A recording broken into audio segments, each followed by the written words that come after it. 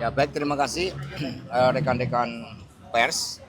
Jadi pada hari ini Dewan Pimpinan Pusat PD Perjuangan dan seluruh jajaran DPD DPC yang menjalankan keputusan dari pemerintah yang telah menetapkan 1 Juni 1945 sebagai hari lahirnya Pancasila yang diperingati secara nasional dan dijadikan sebagai hari libur nasional. Sehingga peringatan tersebut harus disertai dengan pemahaman terhadap seluruh aspek sejarah pemikiran-pemikiran yang telah melahirkan Pancasila dengan falsafahnya sebagaimana dipidatokan oleh Bung Karno pada tanggal 1 Juni 1945. Nah, kemarin malam saya mendapat arahan dari Ibu Megawati Soekarno Putri karena hari ini beliau hadir memperingati peringatan lahirnya Pancasila bersama-sama dengan Presiden Republik Indonesia Bapak Presiden Prabowo dan juga dengan seluruh jajaran BPIP dan seluruh aparatur negara, mengingat kapasitas Ibu Megawati Soekarno Putri sebagai Ketua Dewan Pengarah Badan Pembinaan Ideologi Pancasila. Ada pertanyaan, dipersilakan. Mas Uta, mungkin bisa dijelaskan apa yang bisa dimaknai dari kehadiran Ibu Mega di upacara bersama Presiden, karena kan kita posisi PDIP sebagai penyeimbang gitu. Ya, dari arahan Ibu Ketua Umum sangat jelas bahwa memperingati Pancasila bukan dilihat dari aspek historisnya semata, tapi memahami seluruh falsafahnya, narasi dan spirit pembebasan. Karena Pancasila itu lahir sebagai suatu kontemplasi ideologis terhadap harapan dari seluruh rakyat Indonesia untuk mendapatkan kemerdekaan yang sejati. Dan juga beliau juga memberikan arahan bagaimana Pancasila itu juga sebagai cita-cita geopolitik, sebagai lifeline tata dunia baru yang menunjukkan kepemimpinan Indonesia bagi dunia.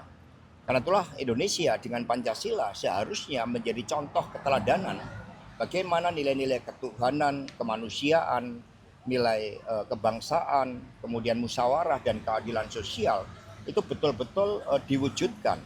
Ini nilai-nilai inilah yang harus dipahami, praksis sosial dari Pancasila di dalam kehidupan politik bermasyarakat dan bernegara. Karena itulah kita tidak boleh membiarkan adanya penindasan, adanya penghisapan. Karena Pancasila itu berpihak dari narasi falsafah manusia yang diambil dari kaum marhen, rakyat petani, buruh, nelayan, mereka yang miskin dan yang menjadi korban dari sistem kapitalisme global. Jadi kehadiran Ibu Mega di istana pun tidak serta-merta menunjukkan soal oposisi atau tidak, gitu ya Pak? Nah, kita kan tidak mengenal adanya oposisi dalam konstitusi pemerintahan negara kita.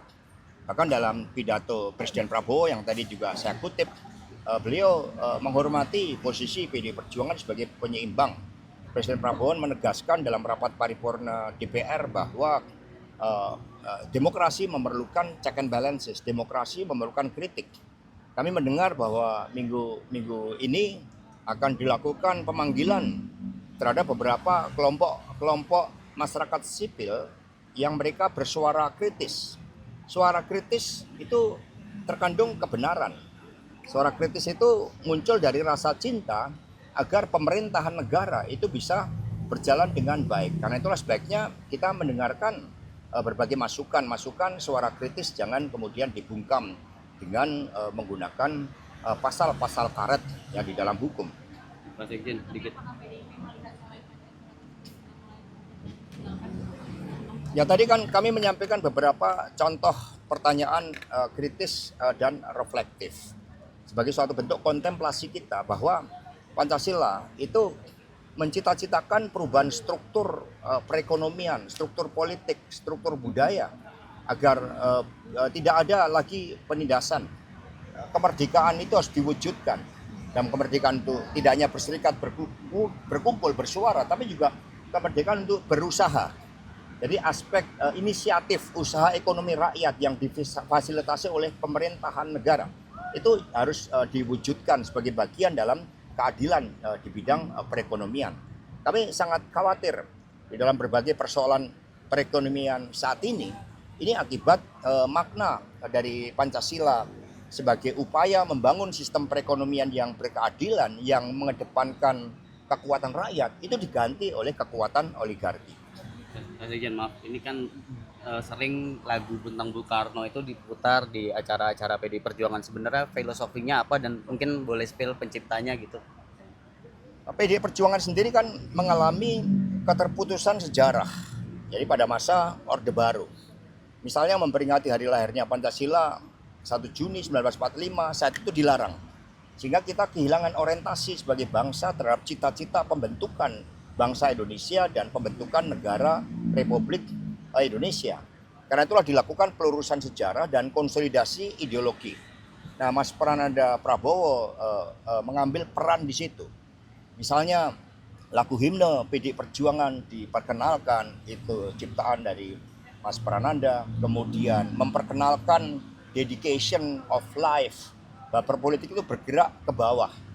Politik itu harus dengan rasa cinta pada tanah air, rakyat, bangsa, dan negara, bukan untuk kepentingan orang per orang, dan itu harus dibacakan oleh anak ranting. Kemudian juga terakhir tentang pentingnya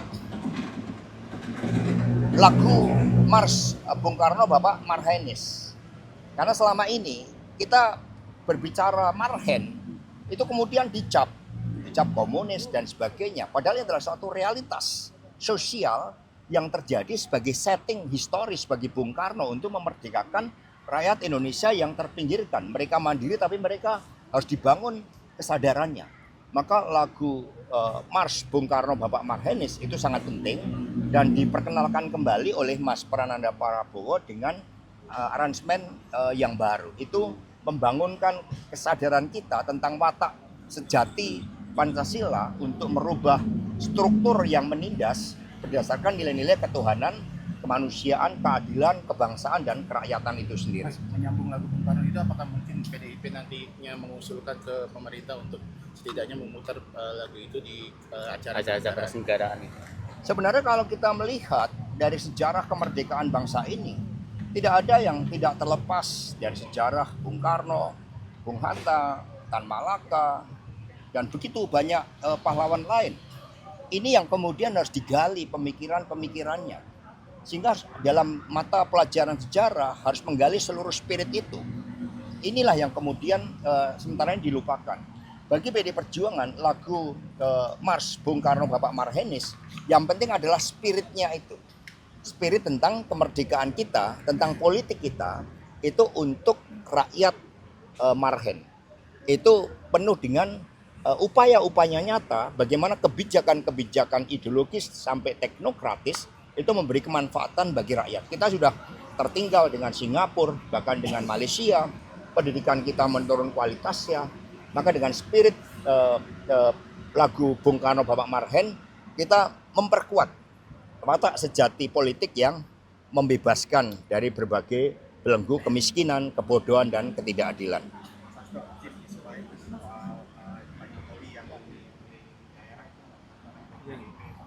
Itu udah dijawab Mas Jarod. Ya tapi kita melihat ya sekarang kan Presiden Prabowo kita lihat menghadapi berbagai persoalan fiskal. Itu bukan karena dari Presiden Prabowo, tapi karena juga akibat-akibat sebelumnya. Bagaimana saat itu misalnya untuk kepentingan elektoral dipakai belanja bansos yang begitu besar, dalam hitungan para pengamat-pengamat politik luar itu mencapai lebih dari 13 miliar US dollar. Kemudian belanja infrastruktur yang tidak memberikan suatu multiplier efek pemindahan ibu kota. Kebijakan hilirisasi yang ternyata hanya menguntungkan suatu oligarki. Ini yang kemudian digugat. Ini kerusakan sistem hukum, sistem politik, sistem demokrasi, itu pasti nanti rakyat akan bertanya. Jadi turun ke bawah bukan persoalan elektoral, tapi harusnya pertanggungjawaban seorang pemimpin. Mas Hasto, kabarnya Bu Mega mengundang Pak Prabowo ke acara BPIP hari ini untuk bicara empat mata. Apa yang mau disampaikan? Enggak, ini kan acara kenegaraan yang dilakukan dan sebagai pelaksananya adalah BPIP. Tentu ini juga menjadi momentum yang baik bagi para pemimpin bangsa, pemimpin negara, pemimpin pemerintahan untuk bertemu seperti antara Presiden Prabowo dengan Ibu Megawati Soekarno Putri.